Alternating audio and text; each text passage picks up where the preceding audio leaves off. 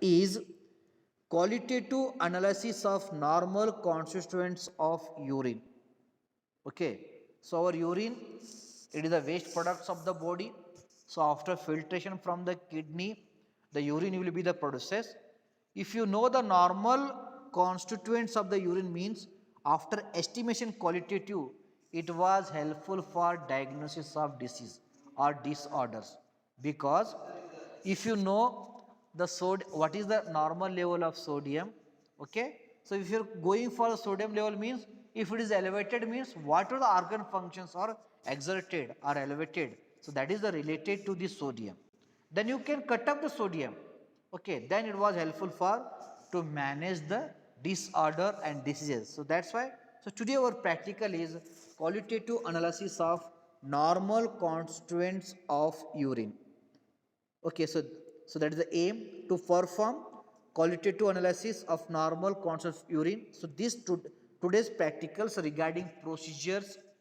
Okay, so methodology, so that was taken from the book, that is SR Kale, RR Kale, the textbook of practical biochemistry and clinical pathology, Nirali Prakashan, the page number approximately that is 22 to 24. So regarding the requirement to perform the qualitative analysis of normal concentration of urine, so we require the following apparatus like measuring cylinder, test tubes, holders, beakers, burner, glass, rods, urinometers, refractometers, as well as dipsticks.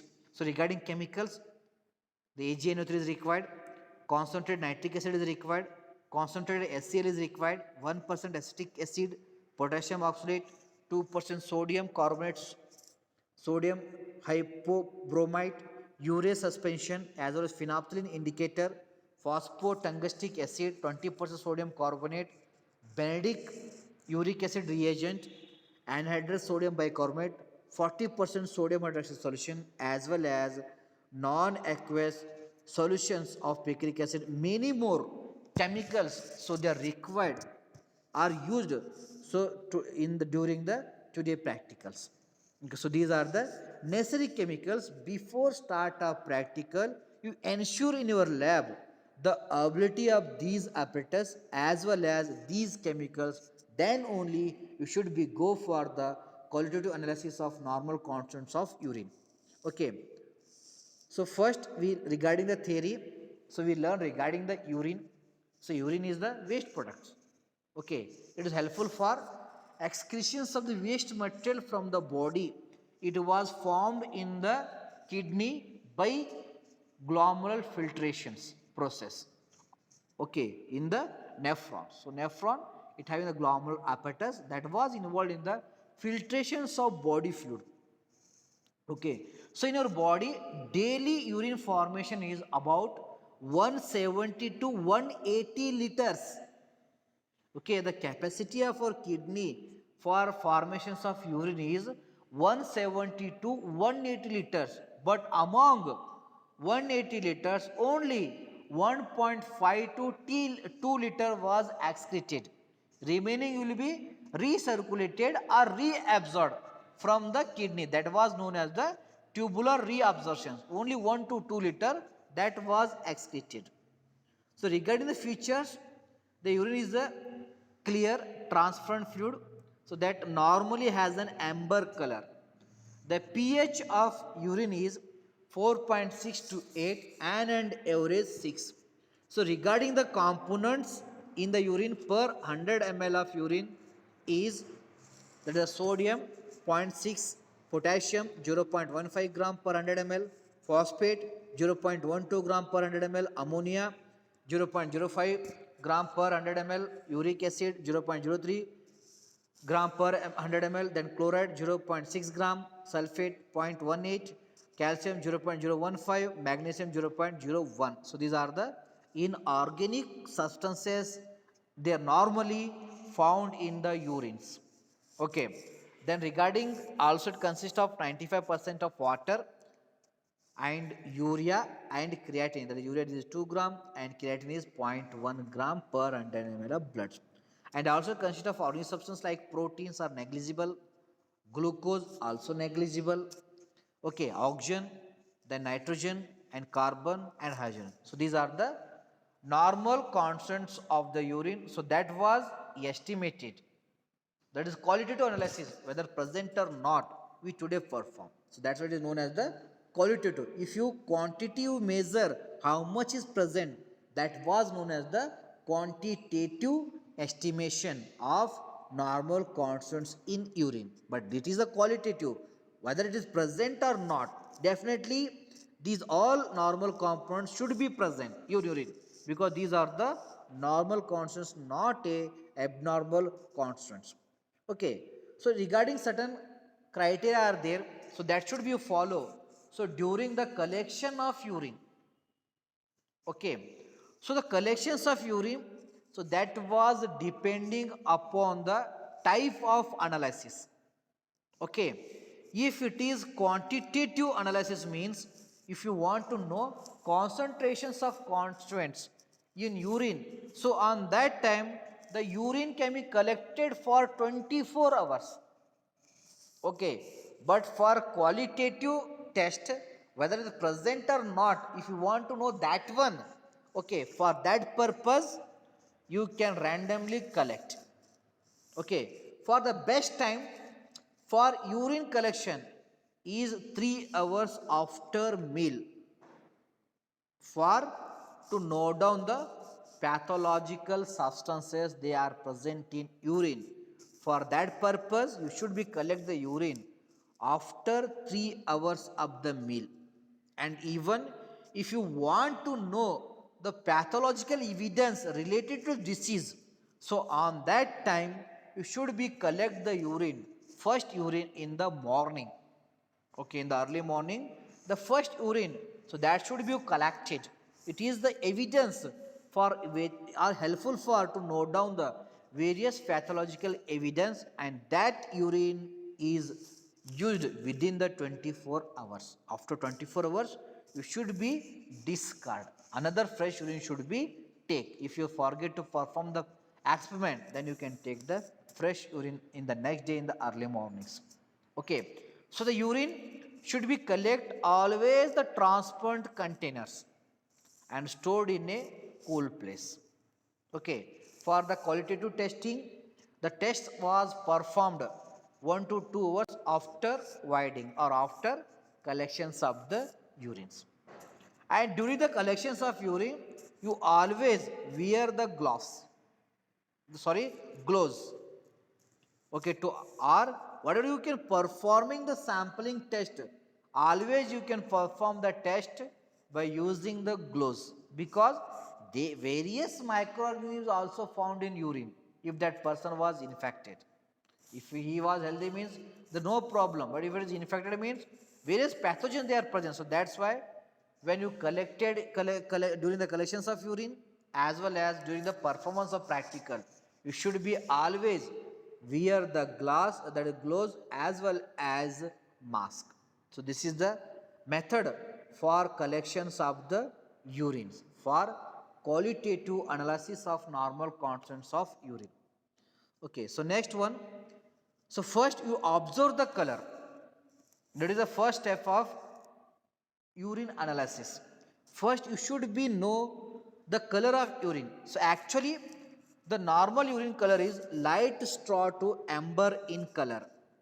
Okay, the color of urine is due to the presence of urochrome. It is the end product of hemoglobin breakdown. So after RBC, when passes 110 days, after that the hemoglobin was separated from the RBC due to RBC rupture in the reticuloendothelial systems of the spleen. Then hemoglobin can separate hematins and globin. So that hematin is converted into bilirubin, okay, in the large intestine.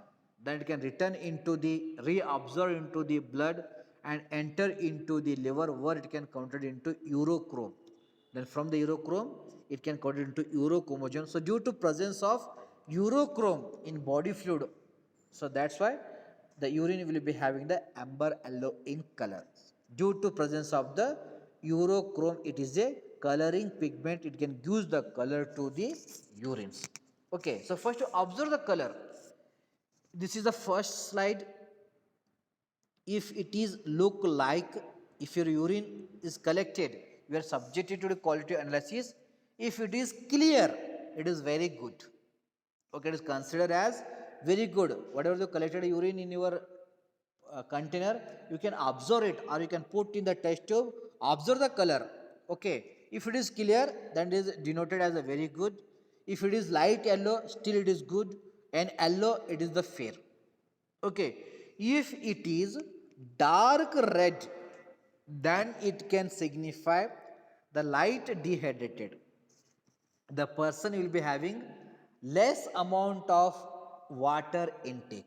Due to that, he is suffering from the light dehydrations. Then it is a amber color. Okay, that is the dehydrations.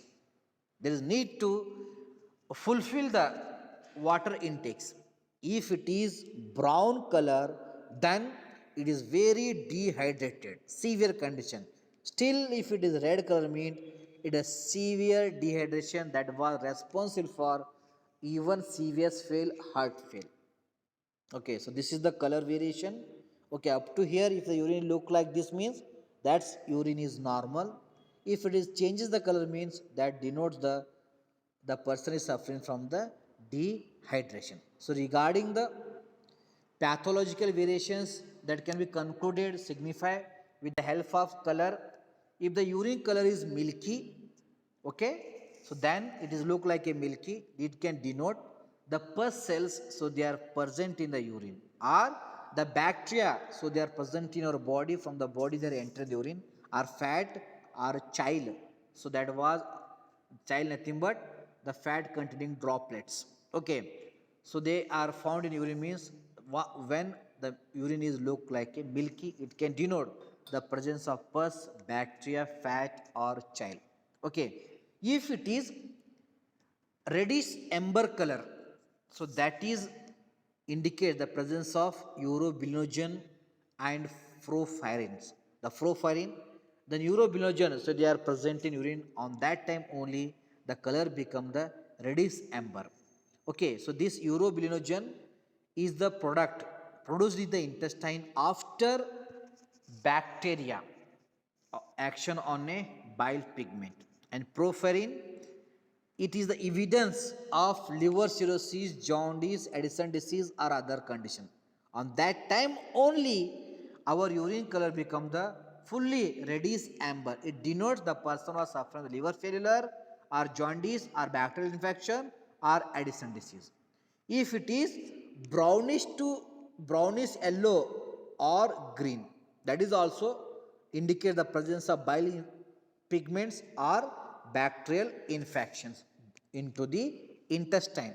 The intestinal bacterial infection means definitely the bile pigments are more formed, due to that the brownish yellow or green color is produced.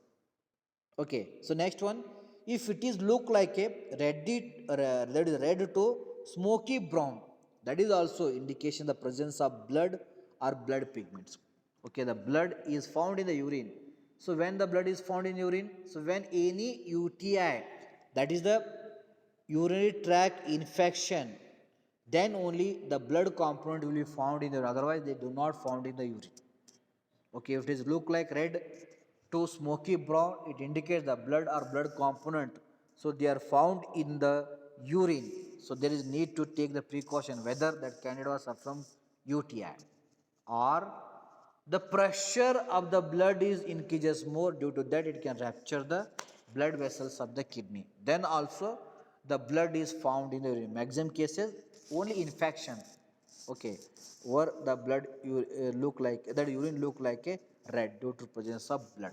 And also by eating of certain food, the color is of urine is also changes. So that's why you can counsel regarding the food habits in the last night, regarding if you eat the carrots, beets, raw of certain drugs, they can change the urine color, and as well as certain pathological condition. Okay, so that's why change the urine color, that is also you can consider during the significance of pathological variations through a urine color. So next one regarding the transparency, you can note down the urine. Urine is always transparent. Okay. So after certain time, it becomes the cloudy because if the cloud is formed means it is the evidence of phosphate, urate, pus, mucus, bacteria, epithelial cells, fat, gel, and as well as this phosphate will be disappeared due to additions of the dilute acetic acid. So these are the, if urine become the cloud, it indicates the presence of certain organic and inorganic substance as well as pathogen. Okay, then you can concentrate for volume. For that purpose, you can collect the urine for 24 hours. Okay, so normal urine excretion is 1000 to 2000 ml per day, but in the night time it should be less than 400 ml. And urine output or volume, that was mainly depending on intake of fluid. If you more fluid intake means the volume is increases, and proteins and salt, and as well as exercise. So where the urine output can be decreases during exercise due to the sweating. So regarding the pathological variations through a volume of urine, if the urine produces or exceed the volume when you collected for 24 hours, if it is exceed more than 2500 ml per day, so that condition was known as the polyuria.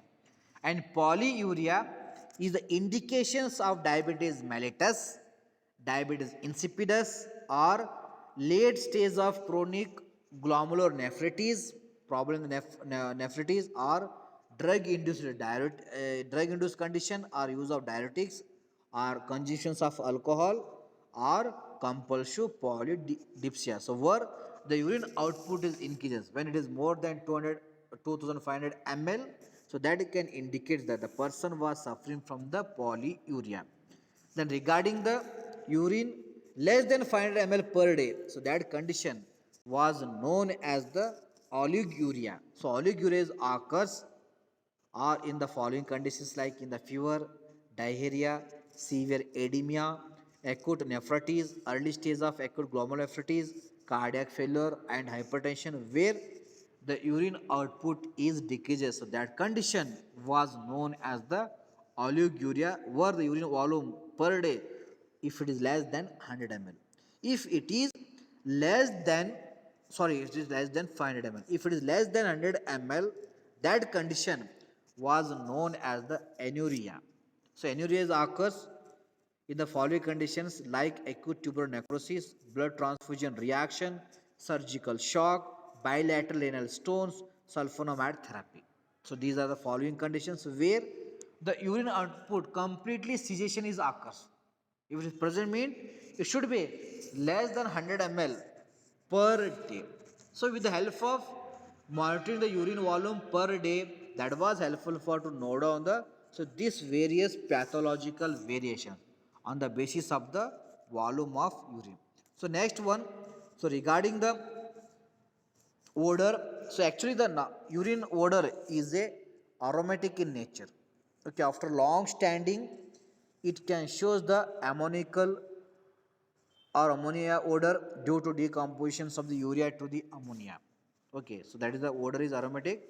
After a long time, it become the ammoniacal odor or ammonia odor. Okay, so variations, if it is ammoniacal odor after long time, okay, it indicates the urine is the keeping for the long time, where only the ammoniacal odor is formed. If it is acetone like odor, okay, so that indicates ketonuria, that is diabetic ketoacidosis or starvation. Due to starvation also, the acetone like odor is produces, or diabetic ketoacidosis, in that case also the acetone like odor is produces.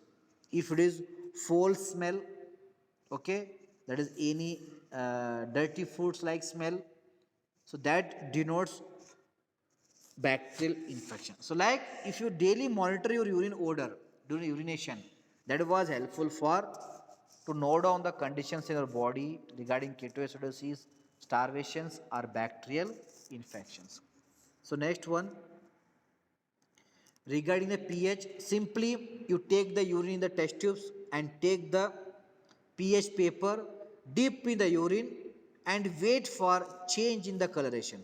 So that color is matched with the standard chart that was given along with the pH paper, or you can use the dipsticks or litmus paper. So actually the pH of urine is ranges from 5.5 to 6.5. So variations of pH, so that is due to acidic urine. If pH is less than 5.5, so that condition was known as the acidic pH. In it can denotes regarding the person can take the rich of proteins or heavy exercise. So where the pH is decreases. But in the pathological conditions also the pH is decreases in the cases like acidosis, diabetic ketoacidosis, refractory acidosis, or high fever, or breakdown of tissue proteins. So where also the pH is decreased. So with alpha pH, you also note down the both physiological as well as pathological variation. If it is acidic, it can indicate person was suffering from the acidosis, even the person was suffering from the deficiency of oxygen, where also the more lactate was produced. So that was signified just with the help of the pH paper by putting on the urine. If it is acidic, shows acidic pH. When matching with the standard color, that indicates we are suffering from the acidosis or ketoacidosis or high fever. Okay, if the pH, if it is exceed more than 6.5, okay, so that denote physiological variations like that persons will be suffering from the heavy meals, or he can take the that is the citrus fruit in the rich, and as well as he can take the excessive intake of milk and antacids, where the pH of urine is increases more than 6.5. In pathological condition, where also the pH of urine increases in the case of urinary tract infection and conditions of alkalosis. Okay, so these are the various pathological and physiological variations that can be concluded or identified with the help of just by note downing the pH of the urines. So next one, that is the specific gravity. Okay, so the specific gravity of our urine, it should be ranged from 0.012 to 0. That is 1.024, and the specific gravity of urine, so that was measured with the help of the urinometers or refractometer or dipsticks.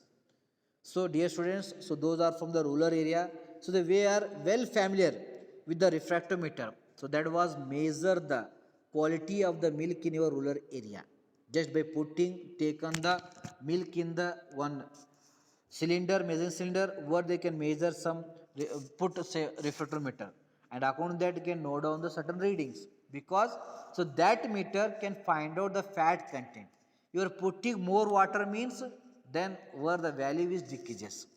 So what that dairy man, it can he can reject your that your containers that was having the milks. Okay, so otherwise he can cut. So like that same like instrument we are used to note down the to specific gravity of the urines by using urinometers or refractometer or dipstick. Simply by take the urine in the test tube and hang the urinometer and note down the readings. If it is within this, it can denote as the normal. Or also certain reagent strips methods are there. You can dip that strips in the urine, then note down the reading change in the colors. Okay, with the help of that color, we can be note down. So next one regarding the pathological variations that can be concluded with the help of the specific gravity of urine, that is a low specific gravity. It denotes the compulsive polydipsia, diabetes insipidus, glomerulonephritis, polyonephritis, or that is a high specific gravity. It can denote severe dehydration, nephrotic syndrome, the diabetes mellitus, adrenal insufficiency, congestive heart failure, hepatic disease, as well as extrarenal water losses or fever umidus. So this like that. So these are various pathological variation. So that was concluded or diagnosis with the help of by monitoring the specific gravity of urine. So now we go for test for normal inorganic constants urine. So first that is test for urinary chloride. So that test name is known as the silver nitrate test. Here simply you can take the 2 ml of urine in the test tube and add a 0.5 ml of concentrated nitric acid and 1 ml of silver nitrate and note down the precipitate. Okay, actually a white precipitate of silver chloride is appear due to reaction between sodium chloride and AgNO3 in the urine, so that can form the AgCl and NO3. So due to formations of silver chloride, the white precipitate is produced. If the white precipitate is produced after the reaction, means that can confirm the chloride ions are present in the urine. Okay, so regarding the interpretation, the urinary chlorides can be increases in the case of polydipsia or use of diuretics and in the case of Addison disease. And urinary chlorides, they are decreases in the case of access.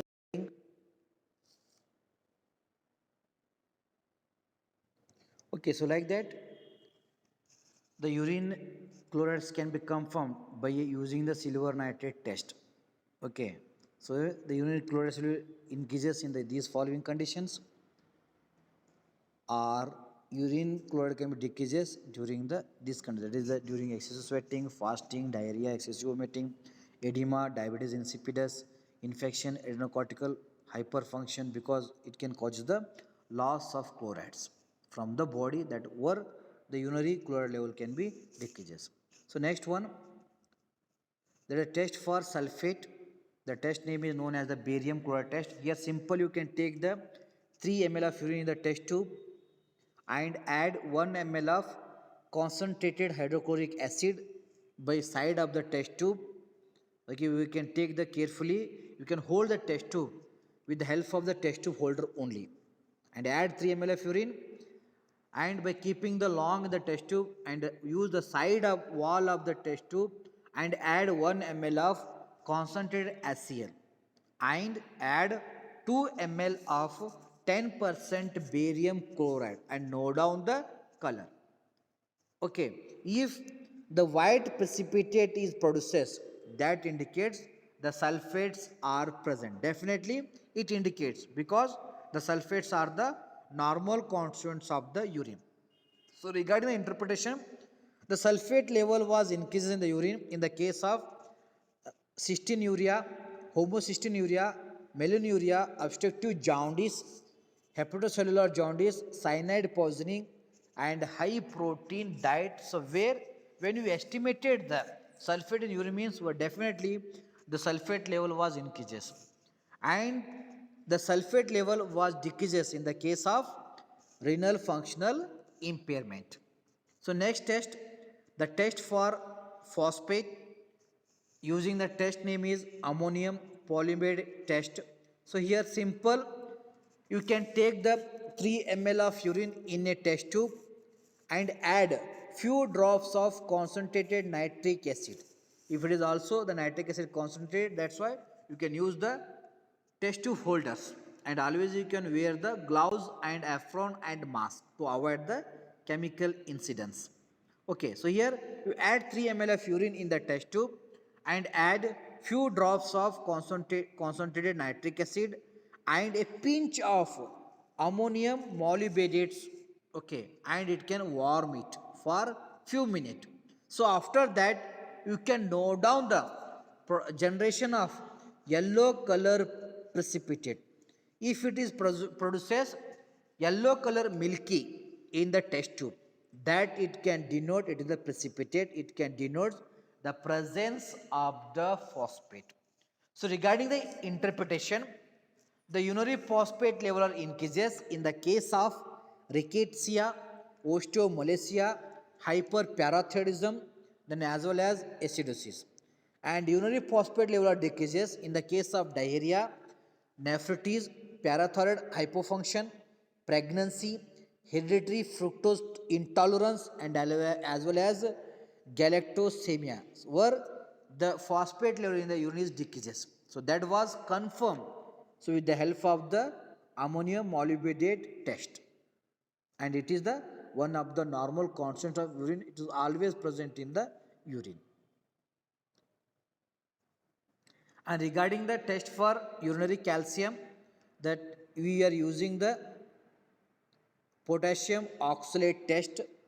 So here you can take the 2 ml of urine and add 5 drops of 1% acetic acid and 5 ml of potassium oxalate and note down the white precipitate. If white precipitate produces means it can confirm the calcium is present in the urine.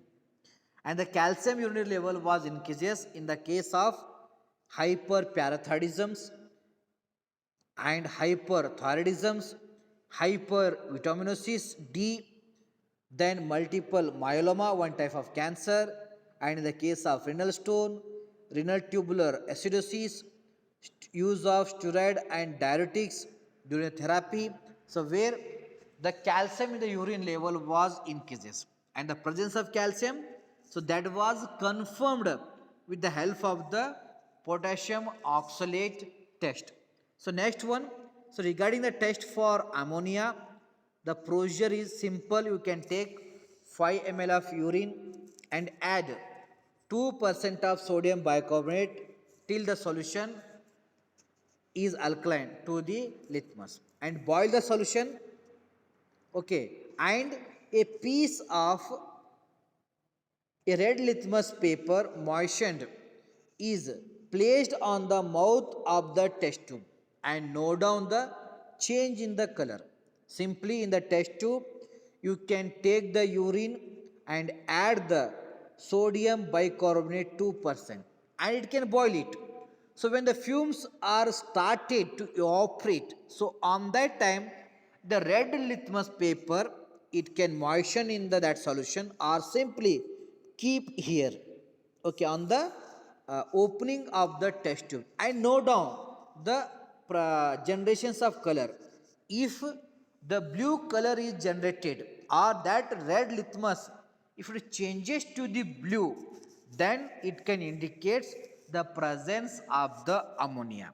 So regarding interpretation, the urinary ammonia level was increases in the case of diabetic ketoacidosis, ingestions of acid forming food, and as well as excessive water ingestion, urinary tract infection.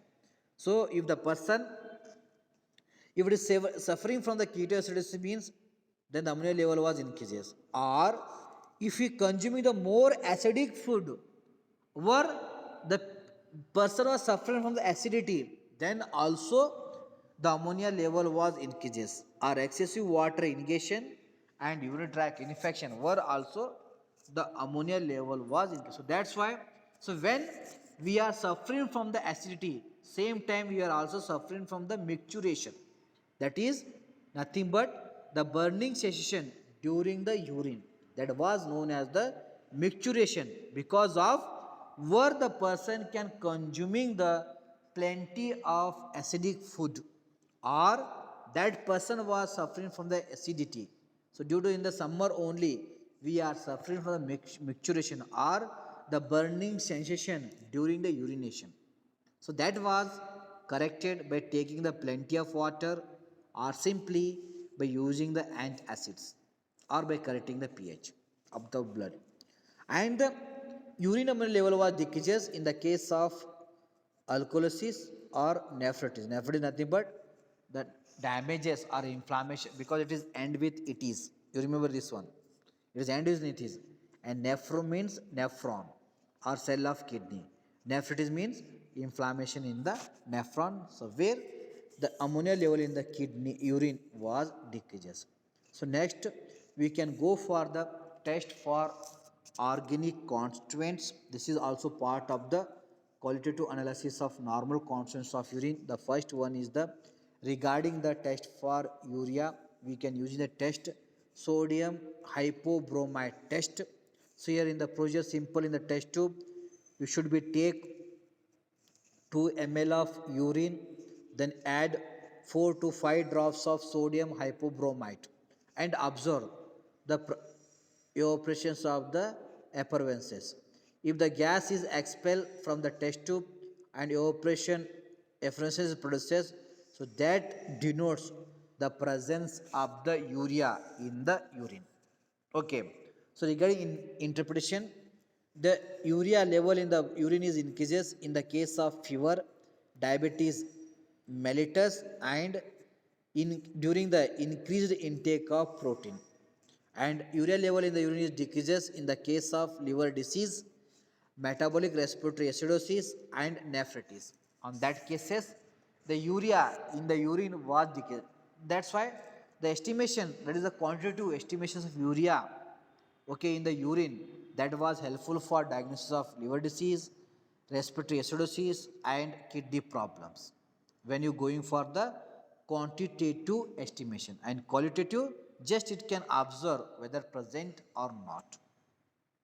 Okay, so next one, regarding the specific urease test, so where you can take 5 ml of urine solution test tube, add 2 ml of urease suspensions, and finally you can add the 2 drops of phenolphthalein indicator and observe the generations of pink color. If pink color is obtained, then it can confirm urea is present, or urea is confirmed in the urine, or normal urine it can contain the urine. So that was confirmed by using the urease test. So next one, test for uric acid. So that can tested with the help of two tests. The first test is known as the phosphotungstic acid test or uric acid test, where you can take the 2 ml of urine, okay, and add few drops of phosphotungstic acid reagent and add few drops of sodium carbonate and observe the generation or productions of the blue color. If the blue color is produces in test tube where the urine was kept, that indicates the uric acid is present. Then second test, that was the Benedict test, where you can take 2 ml of urine, add few drops of Benedict uric acid reagent and pinch of anhydride sodium carbonate and mix well and note down the once again blue color. If blue color is present means produces means the uric acid is confirmed. So next one, regarding interpretation, the urinary uric acid level is increased in the case of cancer, leukemia, administrations of ACTH and Wilson disease, and urinary uric acid is decreases in the case of urine free diet and gout, where the uric acid level was decreases. Next one, the test for creatinine, and creatinine is the product obtained after the muscle metabolisms. Okay, it is one of the energy rich molecule. Continuously it can supply the energy ATP to the muscles during the starvations or any other conditions or abnormal glycolysis. Okay, it can use the ATP to the muscle and produce after muscular metabolism. Okay, so that creatinine was confirmed through a Jabs reaction test or test for creatinine, because normally only 1 gram of creatinine is excreted per day in the humans. If it is exceeded means that denotes the person was suffering from the kidney failure or nephrotoxicity. Okay, so the procedure is simply take 5 ml of urine in a test tube, add aqueous picric acid solution and mix well with sodium hydroxide solution and note on the color.